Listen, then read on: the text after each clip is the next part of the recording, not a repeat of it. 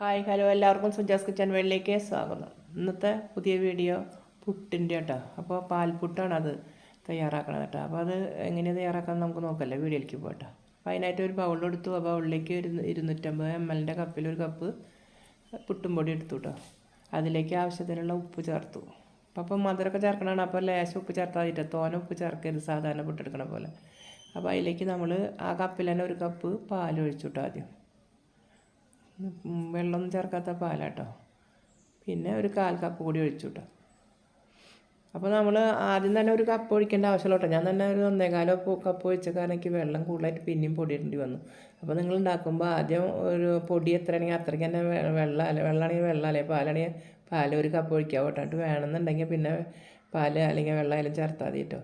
ഞാൻ 1.25 കപ്പ് എടുത്തപ്പോൾ നനവ് കൂടുതൽ പോലെയായി. പിന്നെ ഞാൻ ഒരു 5-6 മിനിറ്റ് ഇരുന്നതിന് ശേഷം ഞാനത് തുറന്ന് നോക്കുമ്പോൾ ഇങ്ങനെ കട്ടയൊക്കെ അതിൻ്റെ, പക്ഷേ എന്നാലും ഒരു നനവ് കൂടുതലാണ് കൈ കൊണ്ട് പിടിക്കുമ്പോൾ.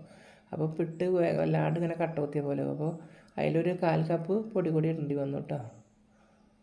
അപ്പോൾ നിങ്ങൾ ഉണ്ടാക്കുമ്പോൾ ആദ്യം ഒരു വെള്ളമായാലും പാലായാലും ഒരു കപ്പ് ഉപയോഗിക്കുക, എന്നിട്ട് പിന്നീട് വേണമെന്നുണ്ടെങ്കിൽ ഉപയോഗിക്കുക. അങ്ങനെ എന്നിട്ട് ഇപ്പോൾ പിട്ട് കുഴച്ച് ഞാൻ ആ പാത്രം കറക്റ്റല്ല കേട്ടോ. അത് കാരണം ശരിക്കും അതിലിട്ടിട്ട് കുഴയ്ക്കാൻ പറ്റണില്ല. അപ്പോൾ ഞാൻ വേറൊരു ബൗളിലെടുത്തിട്ട് അതിലേക്ക് ഇട്ടു കേട്ടോ പൊടി. ഇനി നമുക്ക് അതിലിട്ടിട്ട് മിക്സാക്കിയിട്ട് നന്നായി കുഴച്ചിട്ട് അതിലേക്ക് ഒരു 1/2 കപ്പോളം നാളികേരം ചേർത്തു കേട്ടോ. പിന്നെ ഒരു 3 ടീസ്പൂണോളം, ഒരു 1/4 കപ്പ് പഞ്ചസാര, 1 ടീസ്പൂൺ നെയ്യ്, ഇതൊക്കെ കൂട്ടിയിട്ട് നന്നായി മിക്സാക്കിയിട്ട് നമുക്കൊന്ന് തിരുമ്പി മാവെല്ലാം കൂടി യോജിപ്പിക്കാം കേട്ടോ. പിന്നെ ഒരു ബീട്രൂട്ട് ചെറുതാക്കി ഗ്രൈൻഡ് ചെയ്തത് ചേർത്ത് കൊടുത്തു. എല്ലാതും കൂടി നന്നായി മിക്സാക്കിയിട്ട് യോജിപ്പിച്ചിട്ട് അടിയിൽ നിന്നൊക്കെ നന്നായി യോജിപ്പിച്ചെടുക്കാം കേട്ടോ. കണ്ടപ്പോൾ ഒരുവിധം യോജിച്ച് വന്നു തുടങ്ങിയിട്ട് അപ്പോൾ മാവ് എത്രത്തോളം വെള്ളമൊക്കെ വേണമെങ്കിൽ ഒക്കെ യോജിപ്പിച്ചതിന് ശേഷമാണ് പാൽപ്പൊടി ചേർക്കാം കേട്ടോ. പാൽപ്പൊടി ചേർത്തിട്ടാണെങ്കിൽ പിന്നെ വെള്ളമൊക്കെ ചേർത്താൽ പാൽപ്പൊടി കട്ട പോലെ കേട്ടോ. അപ്പോൾ എല്ലാ വെള്ളമൊക്കെ പാകായതിന് ശേഷം പാൽപ്പൊടി ചേർത്ത് മിക്സാക്കി കേട്ടോ. അപ്പോൾ ഇതെല്ലാം പാൽപ്പൊടി ചേർത്ത് മിക്സാക്കി ആക്കിയിട്ട് ഇനി നമുക്കിനി ആവിയിൽ വേവിച്ചെടുക്കണം. അതിനായിട്ട് ഞാനൊരു കുക്കറിൽ വെള്ളം വെച്ചിട്ടുണ്ട് കേട്ടോ. അപ്പോൾ അതിൻ്റെ മുകളിൽ വിസിൽ ഊരിയിട്ട് ആ വിസിൽ ഊരി കഴിഞ്ഞാൽ അതിന്മേൽ വെക്കേണ്ട തരത്തിലുള്ള പുട്ടുംകുറ്റി കേട്ടോ അത്. അപ്പോൾ നമുക്ക് ആ പുട്ടുംകുറ്റിയിൽ ആദ്യം നാളികേരം ഇട്ടു, പിന്നെ നമ്മുടെ പുട്ടിന് തയ്യാറാക്കിയ മാവ് ഇട്ട് കൊടുക്കുക കേട്ടോ.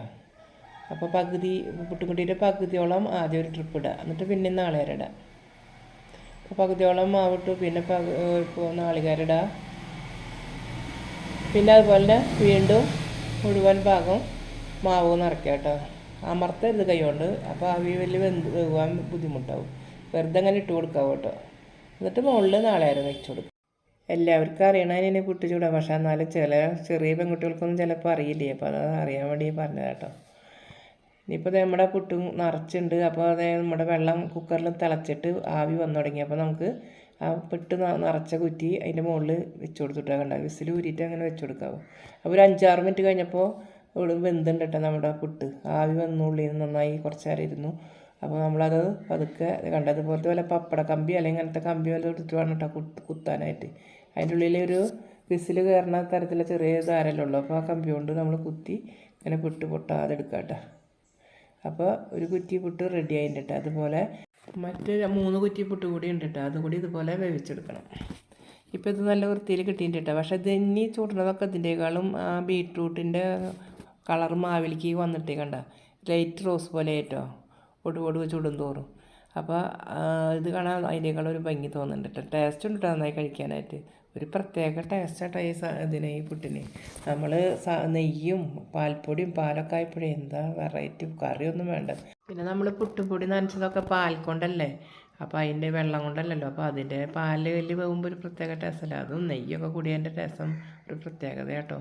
നിങ്ങളൊക്കെ എല്ലാവരും ഇതുപോലെ ചെയ്ത് നോക്കിട്ടോ. എല്ലാവർക്കും ഇഷ്ടപ്പെട്ടെങ്കിൽ സബ്സ്ക്രൈബ് ചെയ്യുക, ലൈക്ക് ചെയ്യുക, ഷെയർ ചെയ്യുക, ബെൽ ബട്ടൺ അമർത്താട്ടോ. പുതുതായി വല്ലവരും കാണുന്നവരുണ്ടെങ്കിൽ ദയവ് ചെയ്ത് സബ്സ്ക്രൈബ് ചെയ്യണം കേട്ടോ. എല്ലാവർക്കും ബായ്.